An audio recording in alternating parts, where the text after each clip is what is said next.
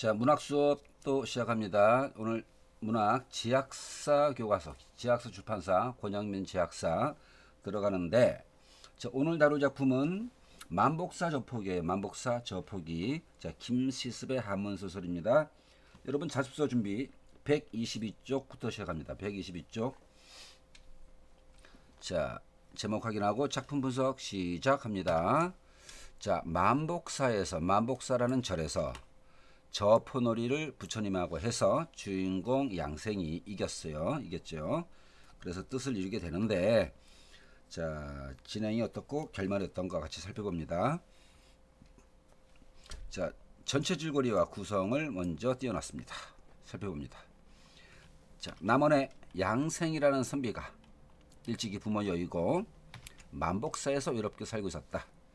만복사의 그 절에서 행사 연등회가 있던 날, 그는 저포놀이에서 주사위놀이 비슷하다고 합니다. 자신이 부처님을 이기면 자신에게 좋은 배필을 달라고 소원을 빈 다음 부처님과 저포놀이를 했는데 이겼어요. 자, 이런 상황 설정 자체가 현실적이진 않죠. 부처님과 저포놀이를 한다. 좀 사실감이, 현실감이 떨어지는 설정입니다. 양생이 이기고 나서 부처님이 과연 게임의 룰을 지키는가, 졌으면 약속대로 배필을 점지해 줘야 되는데 부처님이 약속을 지키는가 안 지키는가, 자, 이것을 탁자 밑에 숨어서 살펴봅니다. 드디어 아름다운 여인이 나타났어요. 그런데 자신의 외로운 신세에 한탄하며 양생은 배필을 얻고 싶어 했는데 여인이 외로운 신세를 한탄하고 있어요. 자, 좋은 기회가 되겠죠. 그리고 배필을 얻게 해달라, 이런 내용의 소원을 비는 축원문을 읽은 다음에 울기 시작합니다. 자, 모든 상황이 착착 어울리고 있어요. 양생도 외롭고 여인도 외롭다. 자, 이를 들은 양생 탁자 밑에서 나와 여인과 가연, 아름다운 인연을, 부부의 인연을 맺기로 하고 그 만복사에서 하룻밤을 자고 또 여인의 집에 가서 3일, 사흘을 지내고 난 뒤 다시 만날 것을 약속하고 헤어집니다. 자, 그런데 양생만 모르고 있었는데, 자, 작품을 읽어가다 보면은, 자, 우리 독자들은 다 알아요. 그 여인이 실은 외적 그 임진왜란을 만나 여인이 그때 죽은 겁니다. 그 양생만 모르고 있었어요. 얼마 뒤 양생은 약속 장소에서 기다리다가 딸의 대상을, 그 죽은 인물을 제사 지내는 것입니다. 대상 치르러 가는 양반집의 행차를 만나 자신이 3년 전에 이미 죽은 그 집 딸과 인연을 맺었다는 것을 이제 알게 됩니다. 자, 양생은 여인의 부모가 차려놓은 음식을 홀령과 함께 먹고 난 뒤 홀로 돌아와요. 어느 날 밤 여인의 홀령이 나타나 자신은 이미 다른 나라에서 남자로 태어났으니 양생도 지긋지긋한 인생의 고리에 매여 있지 말고 그 인생의 그 고리, 윤회에서 벗어나라고 한다. 그 뒤 양생은 그 여인을 그리워하며 지리산에 들어가 약초캐며 혼자 살았다 합니다. 자, 이게 전체 줄거리인데, 자, 소설 구성 단계별로 확인해 봅니다. 자, 8단부. 외롭게 살아가던 양생, 부처님과 저포놀이를 해서 이긴다. 전개, 양생은 불전에서 축원문 올리는 여인과 인연을 맺게 됩니다. 만복사에서. 위기, 여인은 양생에게 은그릇을 주며 보련사에서 자신의 부모를 만나라고 말해준다. 자, 이 은그릇이 이제 복선 역할을 해줍니다. 자, 양생은 여인의 부모로부터 여인이 외구에 난 때 죽었다는 얘기를 들어요. 자, 비로소 이제 내가 만복사에서 만나고 그 다음에 3일간 같이 지낸 여인이 죽은 여인이었구나, 이런 일이 알게 됩니다. 자, 결말. 양생은 여인을 위해 죄를 지낸 뒤, 자, 지리산에 들어가 약초캐며 혼자 살게 됩니다. 자, 오른쪽에 미리 핵심 정리해 봅니다. 아직 세세하게 분석하기 전인데 큰 틀을 잡고 들어갑니다.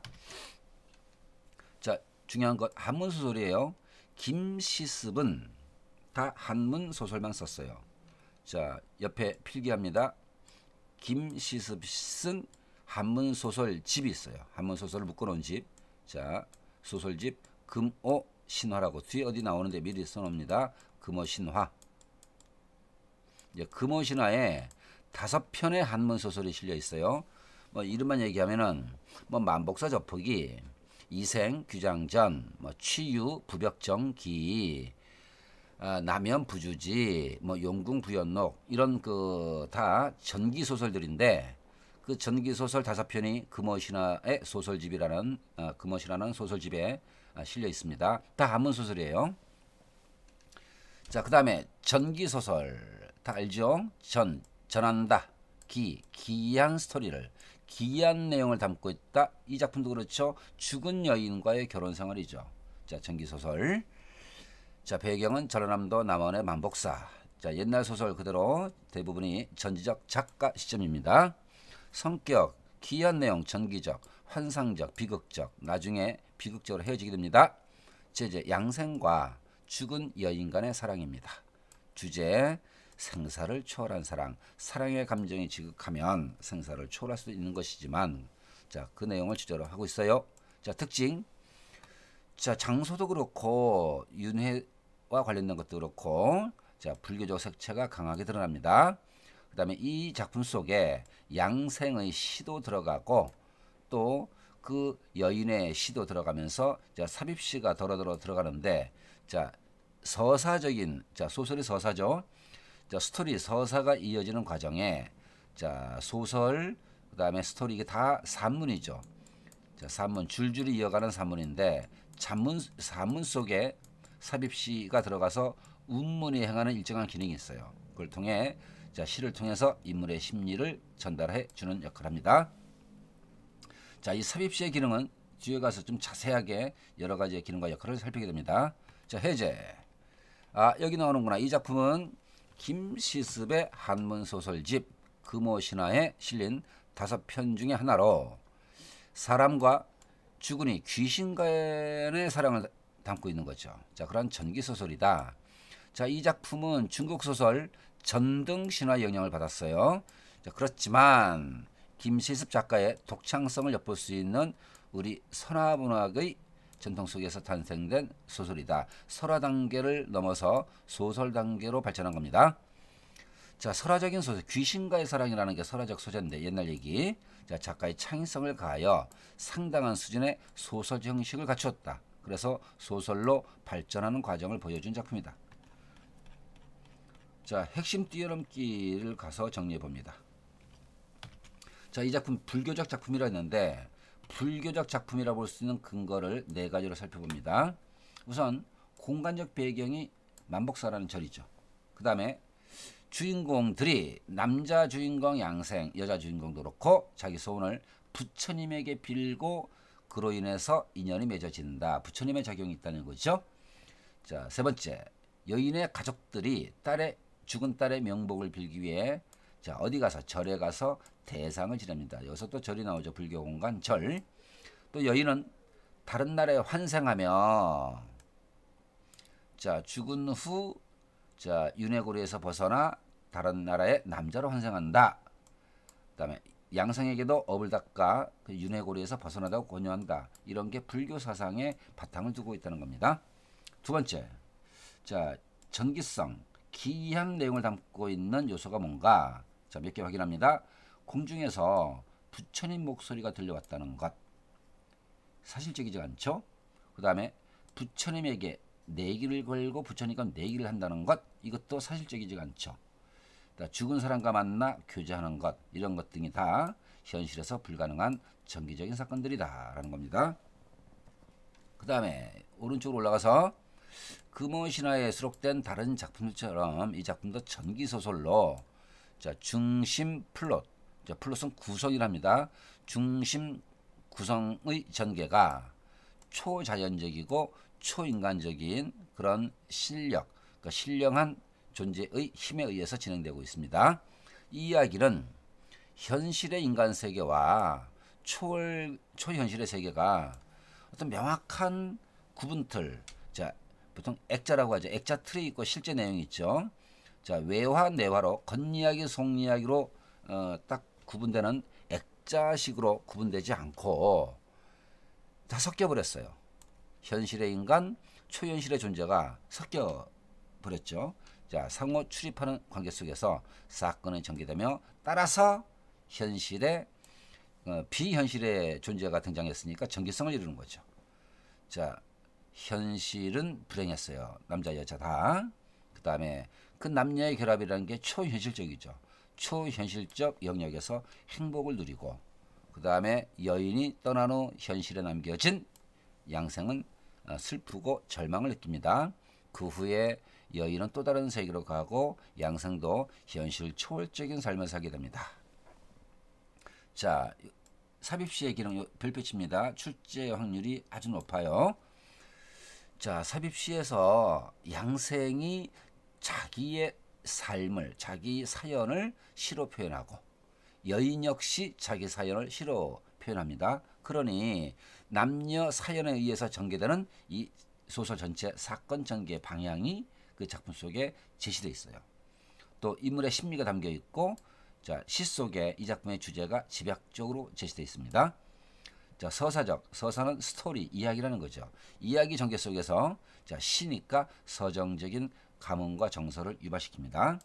자, 낭만적 분위기가 연출되고 자, 그와 곁들여 자, 소설 스토리 속에 시까지 들어가니까 독자의 그런 낭만적 상상력에 자극을 줍니다.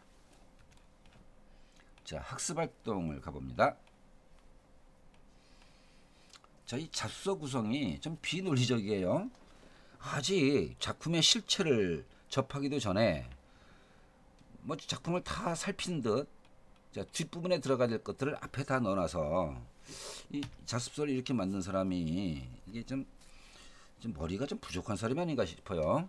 자, 만복사 저폭이 읽고 다음 활동해보자. 읽었다 치고 양생이 부처님과 저포놀이 하려고 한 이유가 뭐죠? 외로워요. 외롭게 혼자 지내던 차에 좋은 짝, 좋은 배필을 만나고 싶어서죠. 자, 이 물음이 고등학생한테 던질 물음인가? 소설 속에 다 나와 있잖아. 아이고, 덩달아 바보가 되는 것 같아요. 두 번째, 여인이 자 범상치, 범상 글자 밑줄. 고등학생들이 이 범상이라는 단어를 오해하고 착각하는 친구들이 많아요.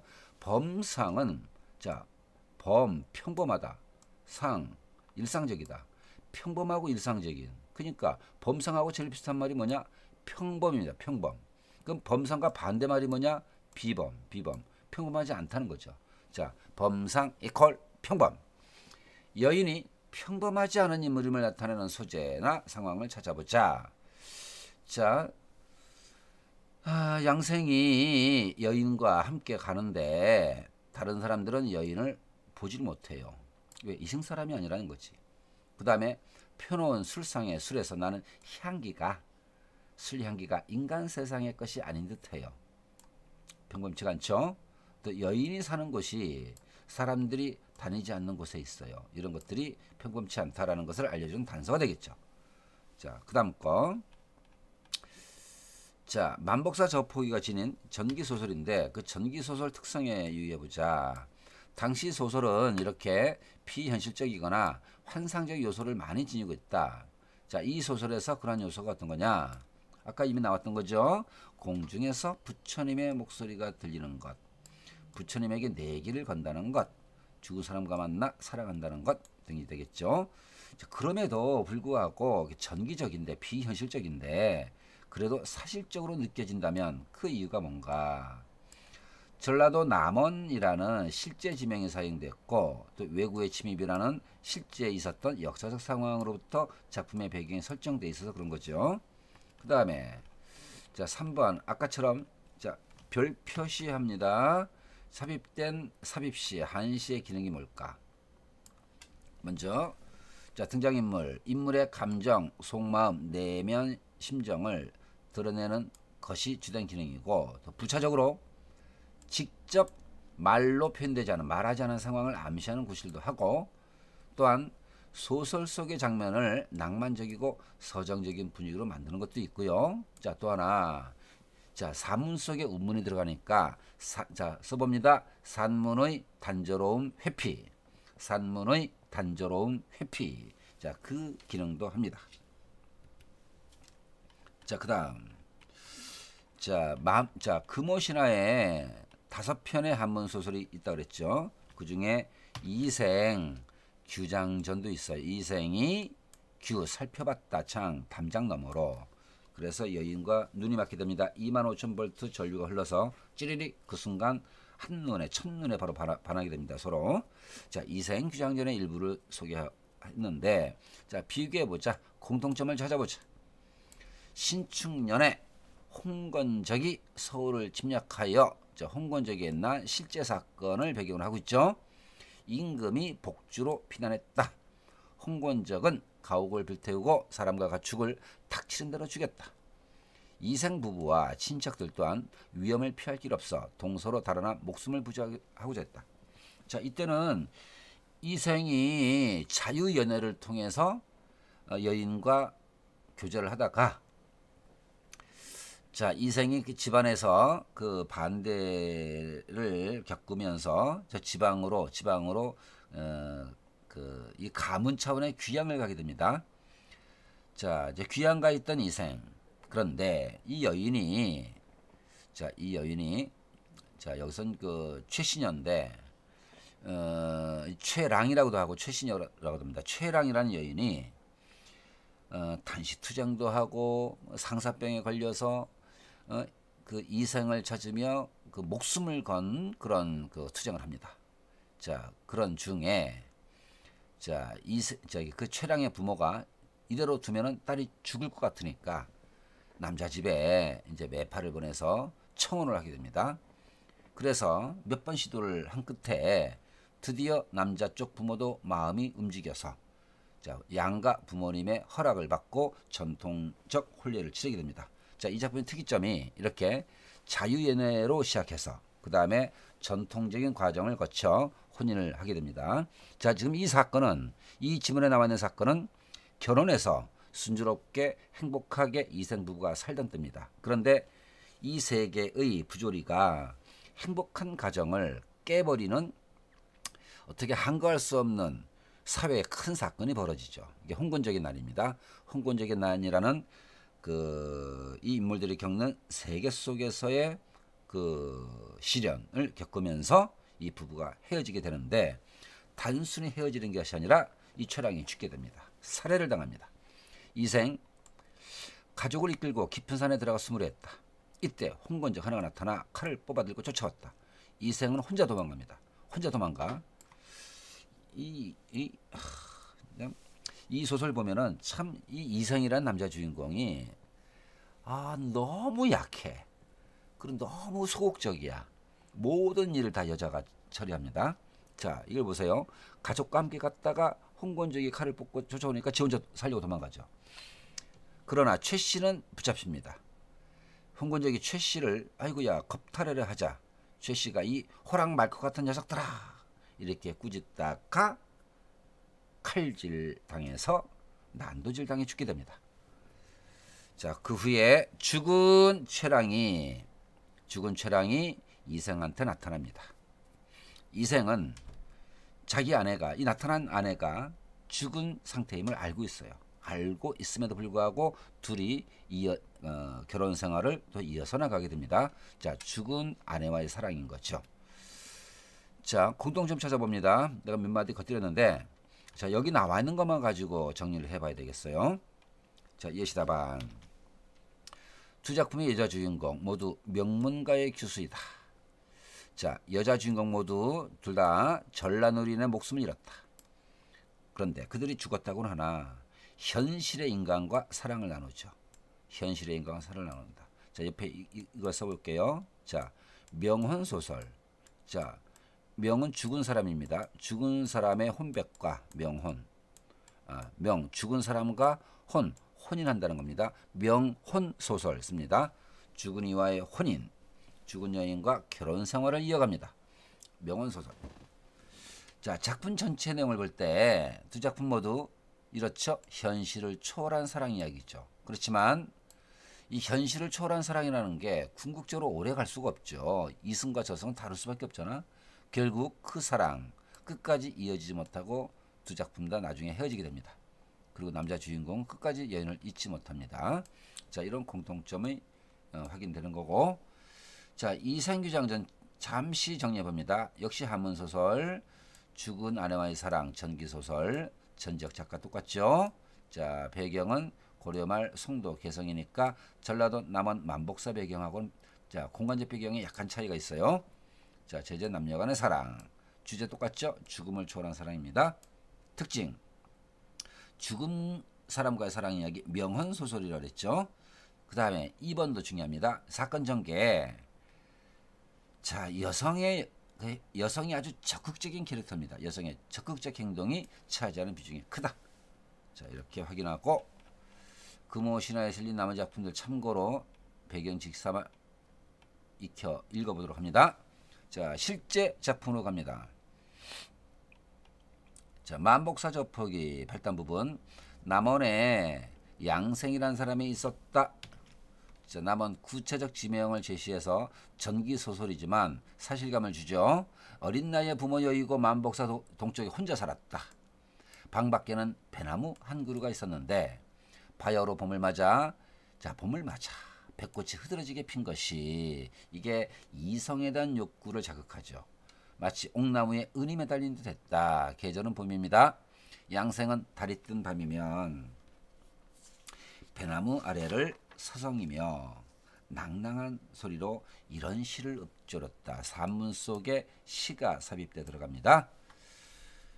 자, 이생이 읊은 시를 봅니다. 쓸쓸히 한 그루 나무에 배꽃을 짝하여, 자, 달 밝은 이 밤 그냥 보내다니 가련도 하지 밑줄. 감정 노출이죠. 청춘에 내 나이 젊은데 홀로 외로이 창가에 누웠는데 외로이 밑줄 감정 노출입니다. 어디서 들려오나 고운님의 피리소리. 지금 사귀는 애인이 있지도 않은 상태입니다. 어디서 피리소리 들리자 그걸 통해서 더 그 양생이 찾고자 하는 짝에 대한 그리움, 또 피리소리를 통해서 혼자 있는 외로움, 이것이 심화됩니다. 이 피리소리가, 자, 피리소리 동그라미, 자신이 혼자 있음, 외로운 정서를 더욱 심화시키는 소재가 됩니다. 외로운 비취새 동그라미, 자, 화자, 양생 또는 시적 화자 다 외롭죠. 자, 비취새 역시 외로워요. 자, 비취새 동그라미 치고 감정 투영이라 했습니다. 감정 투영. 자, 그리고 감정 투영에 사용되는 소재를 객관적 상관물이라 하죠. 써놓습니다. 감정 투영. 하나 더, 객관적 상관물.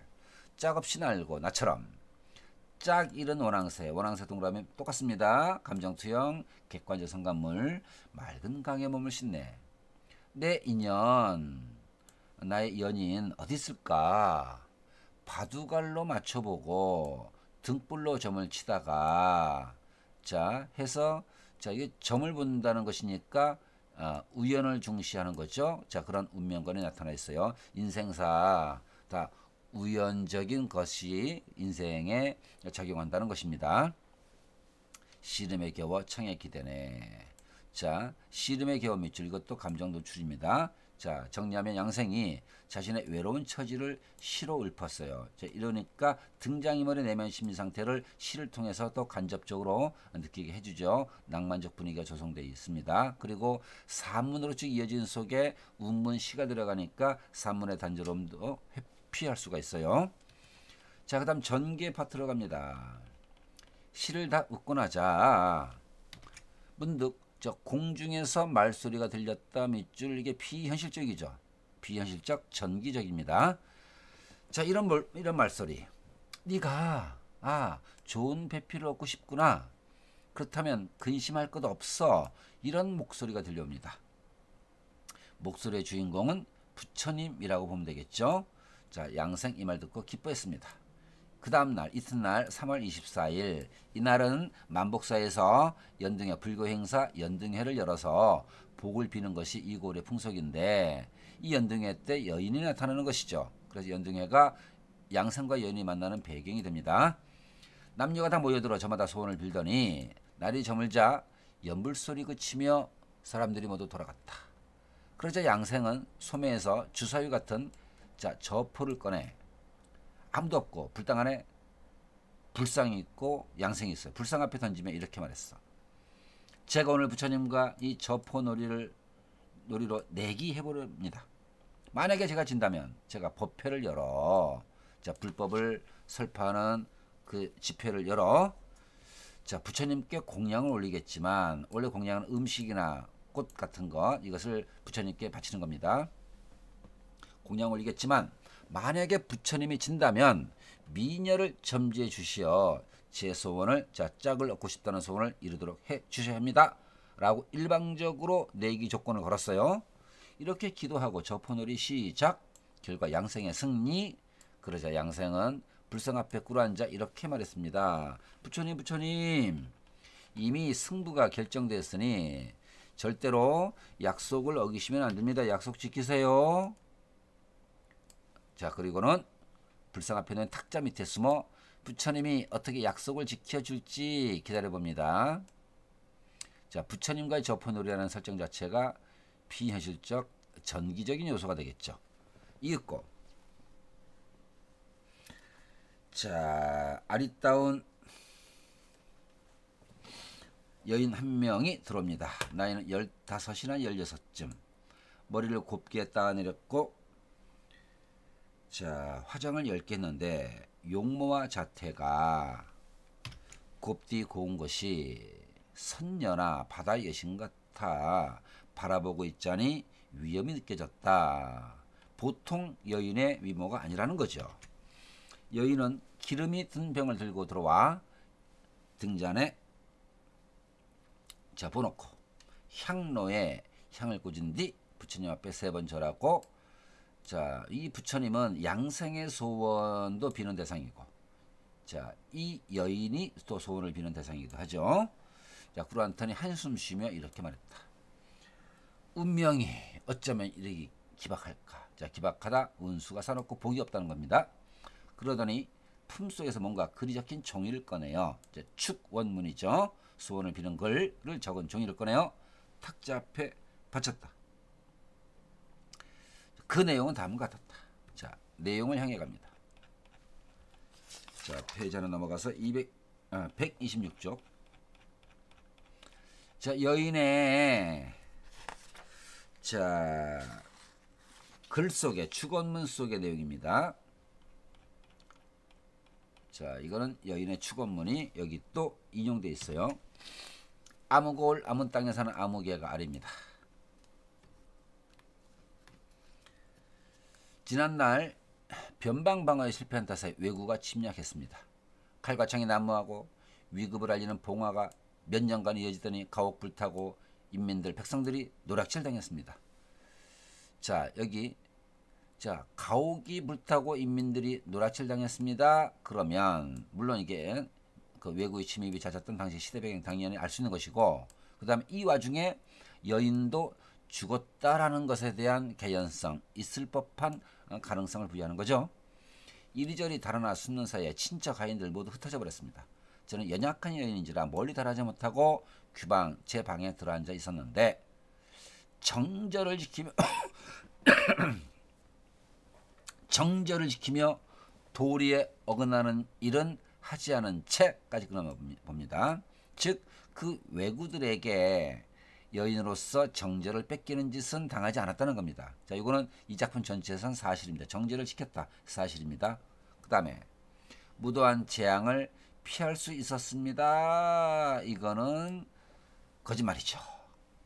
재앙을 피할 수 있었다면 살았어야 되는데 재앙을 피하지 못해서 죽었잖아요. 이건 거짓말입니다. 그래서 이거는 사실이 아니다라는 거죠. 부모님은 여자가 절개 지키는 일을 옳게 여기셔서 외진 땅, 자 이거 봅니다. 외진 땅, 외진 곳의 풀밭. 자 뭐가 연상되죠? 무덤이죠. 그 풀밭에 임시 거처할 곳이니까 감회장한 겁니다. 자 외구의 난으로 인해서 제대로 이렇게 무덤 봉분을 못 만들어주고 임시 감회장을 했던 것입니다. 사실은. 근데 그것을 자, 은근슬쩍 이렇게 돌려 말하죠. 자 축원문에 노골적으로 저 죽었습니다. 이렇게 불쌍하게 죽었습니다. 이렇게 자백한 것이 아니라 돌려 말했습니다. 그 죽은 여인인지라는 것을 은근히 감춰놨어요. 외진 땅 외진 곳의 풀밭에 임시 거처할 곳을 마련해 주시어 제가 그곳에 머문 지 이미 3년이 됐습니다. 땅에 묻힌 지 3년 됐다. 가을 하늘에 뜬 달을 보고 봄에 핀 꽃을 보며 헛되이 세월 보낸 무덤 속에 묻혀 있으니까 세월이 그냥 지나는 거죠. 가슴 아파하고 떠가는 구름처럼 흐르는 시냇물처럼 무료한 그 심심한 지루한 하루하루를 보낼 따름입니다. 무덤 속에 3년간 묻혀서 심심하게 보냈다. 텅 빈 골짜기 깊숙한 곳에서 이 무덤에서 기구한 운명에 순탄치 못하고 방해되는 것이 많은 거죠. 제 운명에 자 기구한 제 운명에 한숨 짓고 자 이것도 실은 죽은 상태라서 운명이 기구한 것인데 죽은 상태의 힘을 노출하지 않은 겁니다. 좋은 밤을 홀로 지새우며 오색찬란한 난새가 혼자 추는 춤에 마음 아파합니다. 해서 자 혼자 있다는 점에서 이 난새의 상태, 난새의 자기의 상태를 투영한 거죠. 자 난새 동그라미 치고 화자의 상태를 투영한 것입니다. 어떤 점? 혼자라는 점에서 날이 가고 달이 갈수록 제 넋은 녹아 없어지고 넋이 녹아 없어졌다. 또 죽음에 대한 암시죠.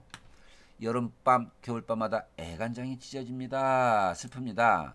바람나니 부처님이시여 제 처지를 가엾게 여겨주셔서 제 앞날이 이미 정해져 있다면 어쩔 수 없겠으나 저의 운명이 기구한 운명일 망정 제가 겪은 일이 이렇게 기구한 운명일 망정 만약에 이 이승에서 인연이 있다면 인연 맺을 남정네가 있다면 하루바삐 기쁨을 얻게 하시어 제 간절한 기도를 저버리지 말아주소서 하고 짝을 점지해달라.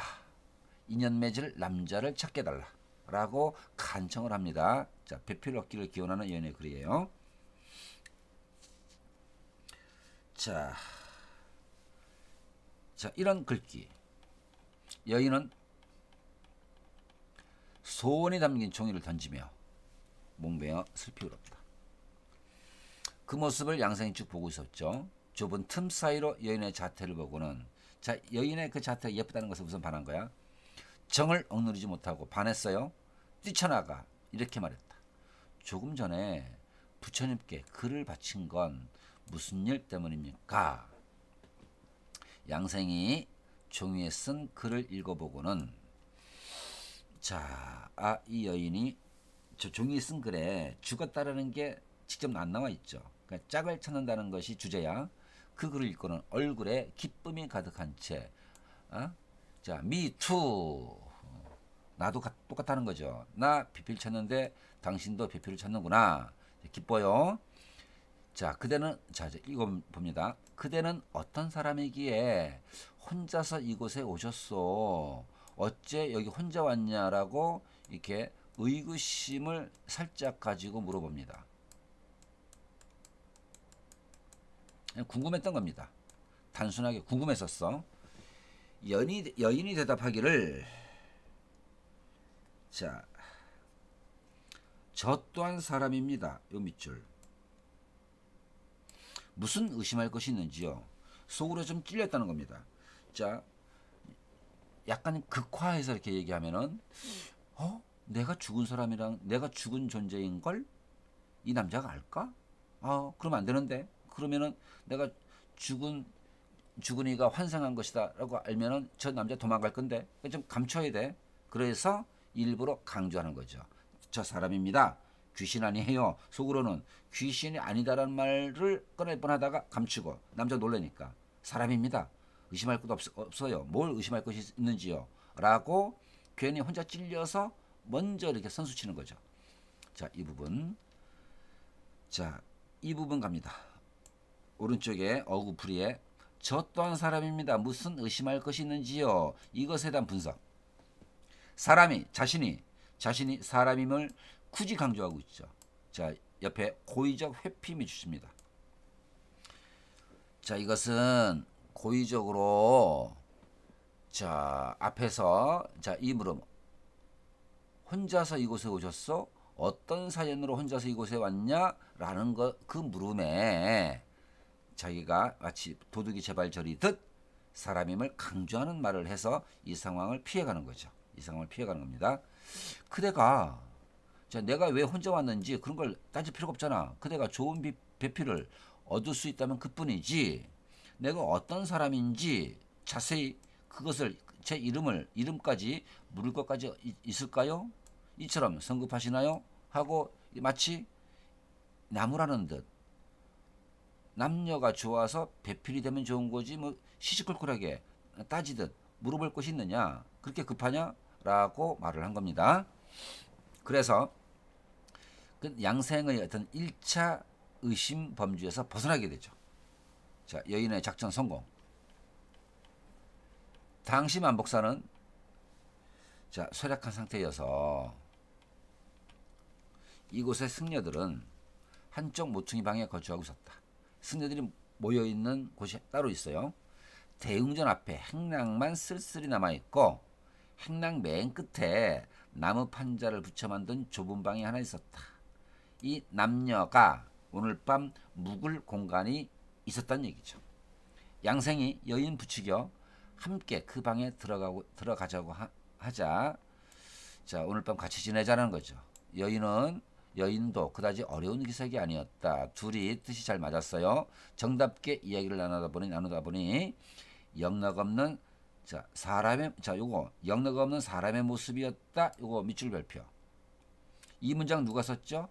양생이 한 말도 아니고 여인이 한 말도 아니고 3인칭 전지적 작가가 써준 거죠. 그러면 3인칭 전지적 작가는 이미 판단이 뭡니까? 자, 영락 없는 사람의 모습이었다. 사실은 사람이 아닌데 사람의 모습처럼 보였다는 얘기죠. 해서 자, 서술자 역설적으로 독자로 하여금 자, 독자가 이 표현을 딱 들으면은 이거 사람이 아니라는 말이구나라고 이제 역으로 생각하게 되겠죠. 여인의 사람이 아니라는 것을 독자에게 알게 만들어준 겁니다. 한밤중이 되자 자, 동선에 달이 떠오르며 창으로 그림자가 들이비치는데 갑자기 발소리가 들려왔어요. 자, 누구의 발소리냐? 자, 여인이 말했다. 누구냐? 몸종 아이가 왔느냐? 시비라고 하죠. 몸종. 자, 이 여인이 홀로 온 것이 아니라 시중들은 그 몸종이 있는 겁니다. 그러니 자, 귀한 집 여자란 얘기죠. 자, 시중들은 여종이 말하기를 아씨, 지금껏 아씨께서는 중문 밖을 나선 적이 자, 보통 일반 서민들이 사는 집은 집이 있고 대문이 하나밖에 없죠. 그런데 사이즈가 있는 규모가 있는 대궐 같은 집은 바깥 문에서 집까지 방까지 가는데 여러 개의 가운데 문들이 있죠. 그러니까 이 여자가 사는 집이 꽤 좋은 가문의 집이란 얘기입니다. 중문 밖을 나선 적이 없으셨고 걸어야 몇 걸음 가지 않으셨는데 좀 멀리 간다 치면 가마 타고 갔겠죠. 게다가 집 밖을 나선 적이 없는 여인이야. 귀하게 곱게 컸다는 겁니다. 문득 어젯밤 나가시더니 어쩌다가 이 지경에 만복사 절에 와서 이런 허름한 행랑채 옆에 좁은 방에 들어오고 이게 무슨 꼴입니까? 의아해서 여종이 물었어요. 여인이 말하기를 오늘 일은 우연이 아니로다. 하늘이 덥고 천우신조 또 부처님이 도우셔서 이처럼 좋은 님을 만나 백년해로 부부로서 행복한 여생을 함께 시작하게 되었구나. 부모님께 말씀드리지 않고 혼인하는 건 비록 예에 어긋나는 일이지만 옆에다가 자유연애라고 씁니다. 아까 살짝 살폈던 이생휴장전도 자유연애로부터 시작합니다. 만복사 접하기에도 양가 부모님의 허락을 받는 과정이 없죠. 자유연애 사상이 내재되어 있는 것입니다.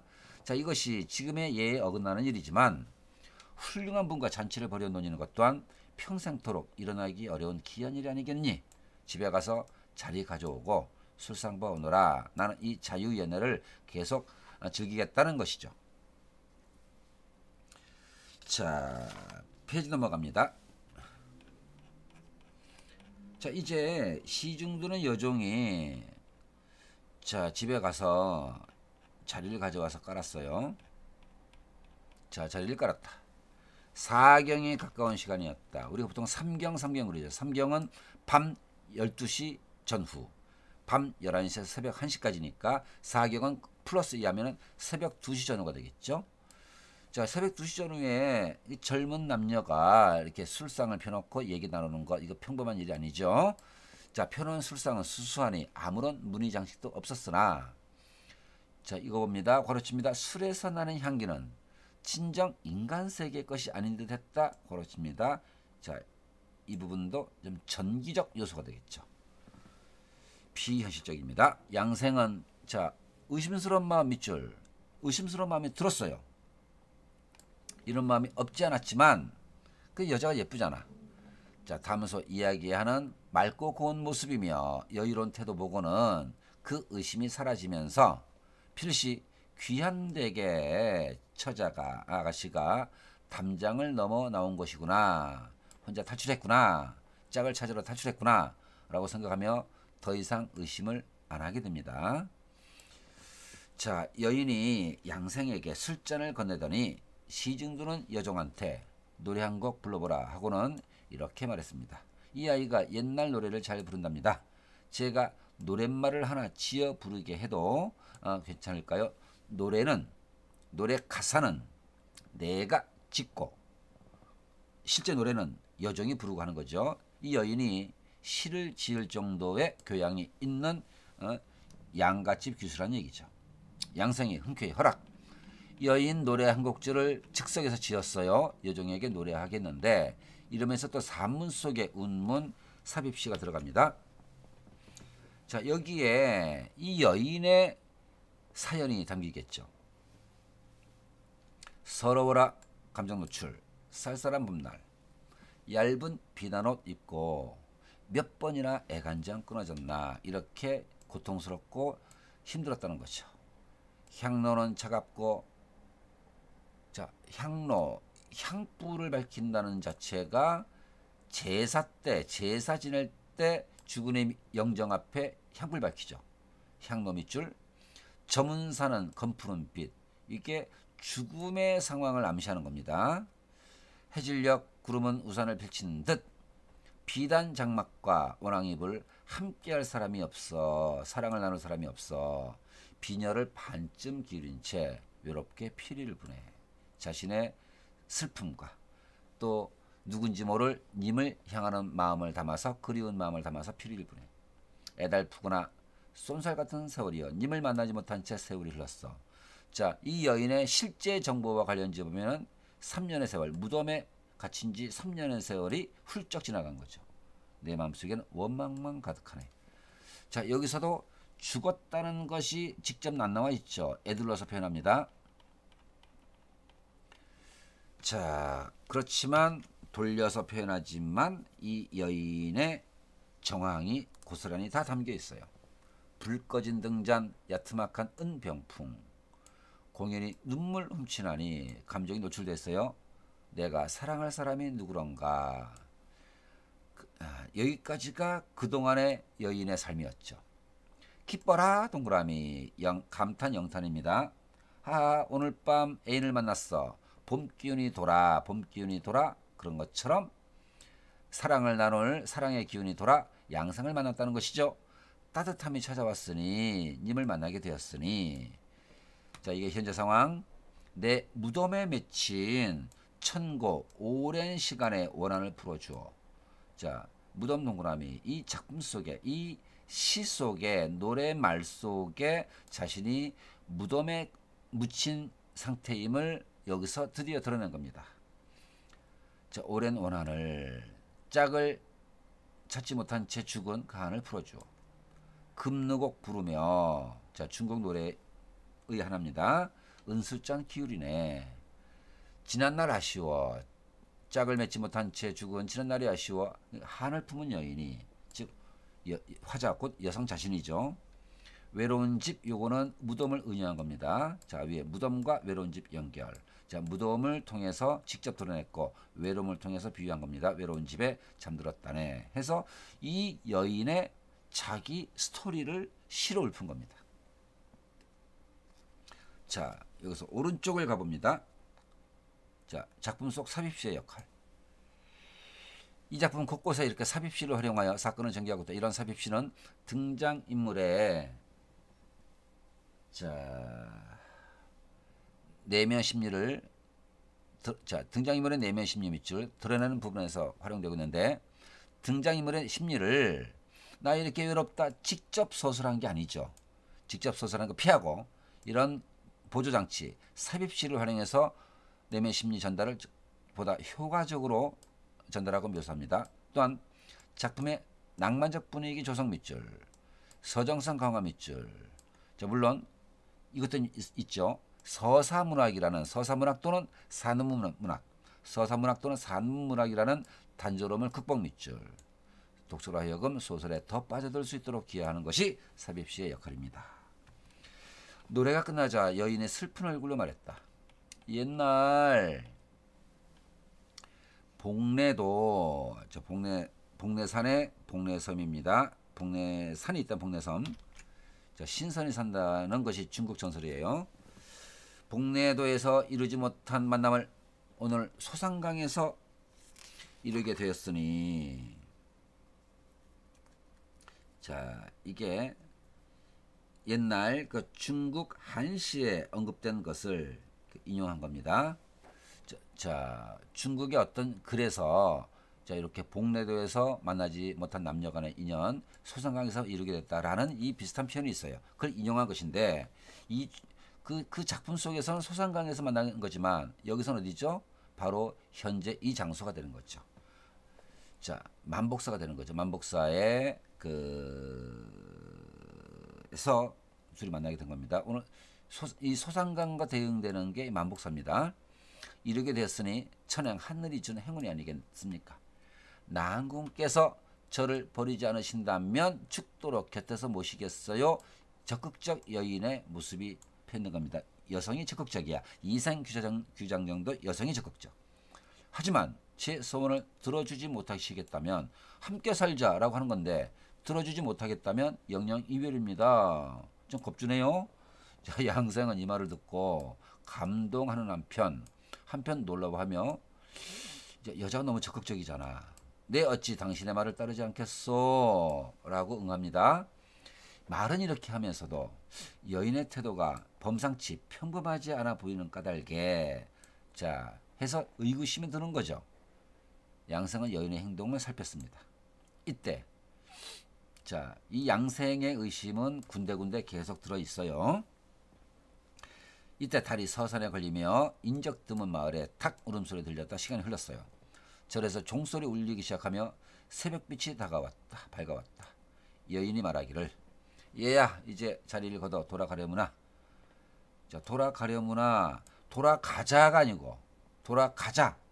이러면 여종과 자신이 집으로 가는 거죠. 그것이 아니라 돌아가라라는 거죠. 여종이 예 하고 대답하자마자 여종이 자취 없이 사라졌어요. 혼자 사라진 거죠. 자, 여종을 보낸 겁니다. 그리고 자취 없이 사라진 거니까 비현실적이죠. 정기적 요소. 여인이 말하기를, 우리 인연이, 부부의 인연이 이미 정해졌으니 당신과 내가 뜻이 맞으니 제 손을 잡고 함께 가시지요. 여종은 보내고 둘만이 새로운 장소로 이동을 하게 됩니다. 자, 해서 이제 장소가 이동돼 가는데, 그 다음에 이어지는 스토리를 봅니다. 양생이 이제 동이 트고, 자, 마을을 지나갑니다. 여인의 손을 잡고 마을을 지나갔다. 울타리에서 개들이 찢어댔고 길에는 사람들이 다니고 있었어. 그런데 지나가는 이들은 양생만 보이고 여인이 안 보입니다. 양생이 여인과 함께 가는 것을 알지 못한 채라는 자체가 이 소설을 읽는 독자들로 하여금 이 여자 죽은 사람이다 라는 것을 확실하게 해주는 거죠. 자, 그러니 사람들 눈에 안 뜨인 거죠. 다만 지나가는 사람들이 양생에게 이렇게 묻는 것이었다. 자, 옆에 여자가 누구요? 이렇게 묻는 것이 아니라 없으니까, 안 보이니까 이렇게 일찍 어딜 가시나? 양생이 대답하기를 술에 취해 만복사에 누워있다가 친구 집에 가는 길입니다 라고 말을 합니다. 아침이 되었어요. 여인이 이끄는 대로 풀숲에, 여인이 가자고 하는 곳이 어엿한 집이 아니라 풀숲이야. 이것도 이상하죠. 이슬이 흥건한 것이 사람들 다니는 길이 아니었다. 당연히 이상한 생각이 들죠. 이상한 생각이 들리며 양생이 물었습니다. 어찌 이런 곳에 사시오? 띠용. 여인은 자, 혼자 사는 여자가 사는 곳이 본래 이렇답니다. 이 말이 돼요? 이렇게 말도 안 되는 해명을 한 건데 이렇게 우스갯소리로 말을 건넵니다. 그럼 당연히 정상적 이성적 상태라면은 그 말에 대해서도 또 추궁을 해봐야 되는데 양생이 의심을 풀게 되죠. 자, 눈이 삔 겁니다. 여자가 예쁘니까 이제 이성을 상실했어요. 자, 그래서 의심을 풀면서 농담조로 양생이 또 시 비슷한 것을 읊조립니다. 이슬 젖은 길, 아침 저녁으로 다니고 싶건만, 왜? 옆에 누가 있으니까 여인과 함께. 이슬이 젖었건 뭐하건 아침 저녁 같이 다니고 싶지만 좀 불편하네요. 옷자락이 적실까 나설 수 없네 하고 농담점 밑에 농담점 밑줄. 자, 농담조로 이렇게 건넨다는 자체가 여인을 의심한다 안 한다. 함께 있으니까 좋다. 근데 옷이 적시는 게 옷자락 적시는 게 조금 신경 쓰여. 이렇게 농담처럼 말한 겁니다. 놀려대는 듯한 웃음을 지어 보였다. 또 여인이 또 화답합니다. 이런 노래로. 여우가 여인이고 짝이 양생이죠. 여우가 짝을 찾아 어슬렁어슬렁 걸어가니 저 중국 기수강이 있어요. 기수라는 그 강이 있어요. 자, 기수 돌다리에 짝이 또다 짝을 찾아다니다가 짝을 발견했네. 짝이 저기 있네. 노나라길 평탄하여 문강 동그라미 이퀄 여인입니다. 자, 중국 고사 속에 나오는 그 문강이라는 여인이 있는데 그 여인이 짝을 찾아 날아갈 듯 달려가네. 그러니 나도 짝을 찾았어. 문강이 자기 짝을 찾아 날아갈 듯 달려가는 것처럼 내 마음도 그래요. 당신 만나서 마음이 날아갈 듯 해요 라고 또 응답을 한 겁니다. 바로 오른쪽으로 가서 이 부분을 봅니다. 자, 시경을 인용했어요. 노환공의 아내, 노나라 환공입니다. 노나라 사람. 그 아내 문강 동그라미 제양공을 또 다른 남자를 몰래 만나던 일을 표현한 구절인데 여기서 뭐 실은 바람 피는 건데 여기서 바람 피는 여자라는 것을 가져온 것이 아니라 여자가 짝을 발견해서 마음이 이렇게 날아갈 듯 하다라는 그 심정을 이 시경을 인용해서 표현한 것이죠. 이렇게 인용해서 자, 둘이 좋아라 합니다. 두 사람이 마침내 gen영동에 도착. 쑥이 들판을 뒤덮었고 가시나무가 하늘에 닿을 듯 높이 솟아 있었다. 신비로운 분위기. 그 속에 집이 한 채 있는데 크기는 작지만 매우 화려했다. 신기하죠? 여인 양생을 자, 이끌어 함께 집 안으로 들어갔다. 어젯밤에 같이 지냈는데 그 자리에 펼쳤던 것 같은 똑같은 자리와 장막이 깔끔하게 정돈되어 있었다. 양생은 이곳에서 이제 사흘간, 3일간 머물렀는데 그 즐거움은 여느 사람, 일반적인 다른 사람들이 누리는 것과 다르지 않았다. 그 여인과 즐거운 시간을 다른 사람들처럼 마치 신혼초에 그 남녀가 즐거운 것처럼 그 즐거움이 똑같았다. 시중두는 여종은 아름답되 영악하지 않았고 여러 물건들은 깨끗하되 화려한 무늬 장식이 없었다. 그 다음에 인간 세계가 아니라는 생각까지 걸어닿기. 의심을 살짝 가졌어요. 그런 생각이 들다가도 항상 좀 이상하네 하다가도 여자 얼굴 보니까 의심이 사라지는 겁니다. 미모에 혼이 달하는 거예요. 여인의 정답고 정성스러운 모습에 더 이상 의심을 갖지 않게 됐다. 이성상실. 자, 3일 동안 즐거웠어요. 뒷부분 줄거리 처리됩니다. 자, 사흘을 같이 보낸 뒤, 자, 입니다. 사흘을 같이 보낸 뒤 여인은 양생에게 심표 믿음의 표시로 은그릇 하나를 주고, 자, 복선습니다. 보련사로 가는 길목에서 다시 만날 것을 기약한다. 까지가 위기고, 잠시 헤어졌어요. 그 다음에 절정. 다음날 여인이 시킨 대로 보련사 길목에 은그릇을 갖고 서 있던 양생은 죽은 딸 제사 대상을 치르러 가던 여인의 부모를 만나 자신이 외구에 날릴 때 죽은 그 집 딸과 인연을 죽은 여인과 인연 맺었음을 비로소 알게 된다. 양생은 자, 그래도 약속을 했으니까 여인을 만나게 됩니다. 여인을 다시 만나 여인의 부모가 준비해온 음식을 함께 먹고 난뒤 음식을 먹는데 사람은 안 보이고 숟가락이 위아래로 왔다 갔다 하는 것이 보입니다. 자, 그런 전기적인 장면도 여기 있었어요. 음식 함께 먹고 난 뒤 이제 이별합니다. 양생은 여인을 잊을 수가 없죠. 잊지 못한 양생, 재산을 다 팔아서 죄를 지냈는데 어느 날 밤 여인의 혼령이 나타나서 자신은 다른 나라의 남자로 태어났으니 양생도 자, 이 현세에 얽매여 있지 말고 불도를 잘 닦아서 현세의 윤회에서 벗어나라고 한다. 까지가 절정입니다. 결말. 그 뒤 양생 여인을 계속 그리워하며 지리산에 들어가 속세 등지고 지리산에 들어가 약초캐며 혼자 살았다 한다. 자, 여기서 이 소설의 어떤 주제의식을 하나 봅니다.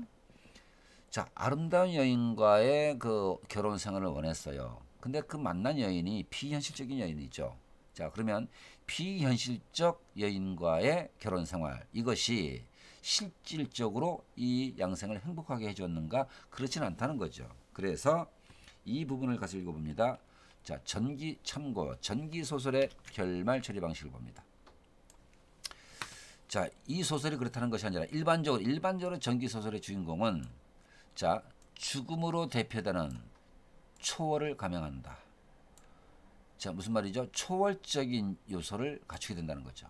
그 초월은 흔히 그 끝을 알 수 없거나, 자, 양생, 자, 뒤에 그냥 열린 결말로 끝나는데 지리산에 들어가 약초캐며 혼자 살죠.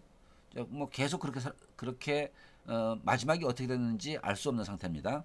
또는 다른 소설에서는 죽음으로 나타납니다. 이생규장전에서는 이생이 여인을 따라 죽게 돼요. 나중에. 자, 끝을 알 수 없거나 죽음으로 귀결.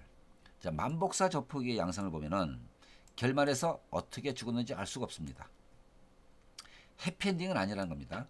양생은 자신의 외로움과 쓸쓸함을 극복하기 위해 여인의 혼령과 사랑에 빠지지만, 자, 이러한 환상의 방법 동그라미. 짝을 찾고자 했는데 짝을 찾아 사랑을 나누긴 하지만 그 방식이 일루전, 환상이죠. 환상의 방법으로는 그 외로움, 쓸쓸함, 이것이 궁극적 극복이 안 되는 거죠. 자, 그 불가능한 사실을 역설적으로 확인하게 된다. 자, 현실의 인간이 여인을 만나 행복한 삶을 살고자 하는데 그리고 환상적 방법으로 그 뜻을 이루고자 하는 것은 궁극적으로 불가능한 것이다 라는 것을 역설적으로 알려줍니다. 이에 주인공은 죽음으로 대표되는 초월이나 또는 그 끝을 알 수 없는 마무리 과정으로 이어집니다. 이것이 작품이 마무리되는 방식입니다. 자, 단순화시키면 해피엔딩이 아니란 얘기죠. 그래서 환상적 방식으로의 욕망의 해결은 궁극적 해결이 될 수 없다는 것을 알려주는 것입니다.